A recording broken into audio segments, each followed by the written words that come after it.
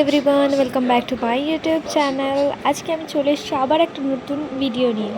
আর আজকের রান্নাটা তোমরা দেখেই বুঝতে পারছো কিছু একটা টেস্টি জিনিস হচ্ছে। তো চলো দেখাই কি আমি বানানোর চেষ্টা করেছি।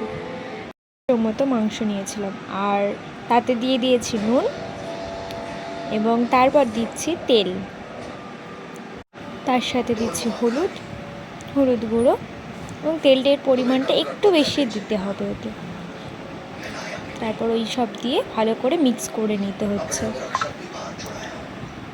সবাই দেখতেই পাচ্ছ ভিডিওতে। আর যেভাবে আমার মা মাংসটাকে মাখাচ্ছে আপনারাও সেইভাবেই মাখাবেন। দেখতেই পাচ্ছেন আপনারা সবাই সব কিছু সাইডে রাখা আছে, লঙ্কা তারপরে এটা সাইডেই রাখা আছে। মা এবারে কড়ায় তেল গরম বসিয়ে দিয়েছিল, তেলেতে জিরে ফোড়ন দিয়ে লঙ্কাটাকে ভালো করে উল্টে পাল্টে ভেজে তার উপরে টমেটোগুলোকে ভালো করে মিক্স করিয়ে নিচ্ছে, তেলেতে ভালো করে নেড়ে চেড়ে নিচ্ছে।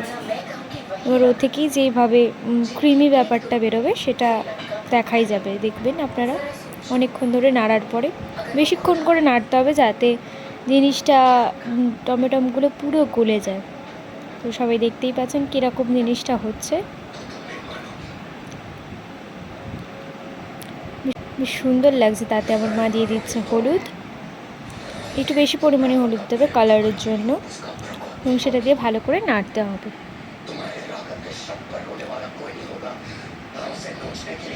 এবং তারপরে দিতে হচ্ছে মাংসটা সুন্দর করে আমার মা দিয়ে দিচ্ছে, ভালো করে এর ওপর নাড়াচাড়া হবে।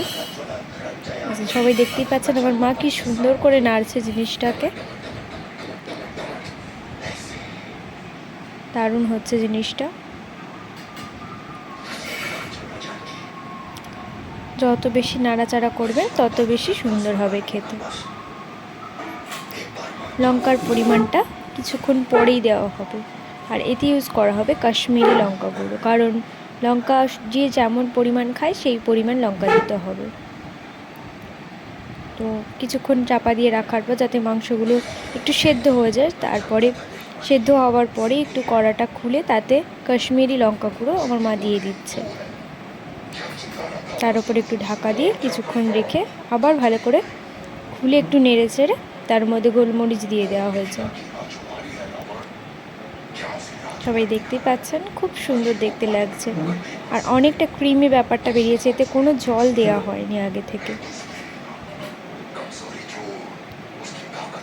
সুন্দর করে আমার মা নাড়ছে, দেখছেন। যত বেশি বলছি কষাবেন তত বেশি টেস্ট হবে।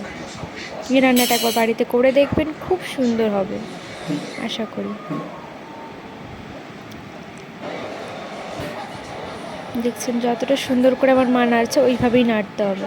এবার তার ওপর দিয়ে দিতে হচ্ছে জল, যে যতটা পরিমাণ গ্রেভি মতো খেতে চান ততটা গ্রেভি রাখতে পারেন আপনারা।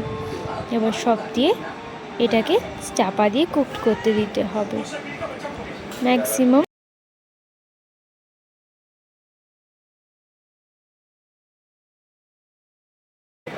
10 থেকে 12 মিনিট টাইম লাগবে এটা সেদ্ধ হতে। তার উপরে খুলে 10 থেকে 12 মিনিট পর খুলে জিনিসটা ভালো করে নাড়াচাড়া করতে হচ্ছে। দেখছেন মাংসটা পুরো একদম সেদ্ধ হয়ে গেছে। এবার এটাকে ভালো করে একটু নেড়ে ছেড়ে ভালো করে একটু টেস্ট করে দেখতে হবে যে ভালো হয়ে সেদ্ধ হয়েছে কি না।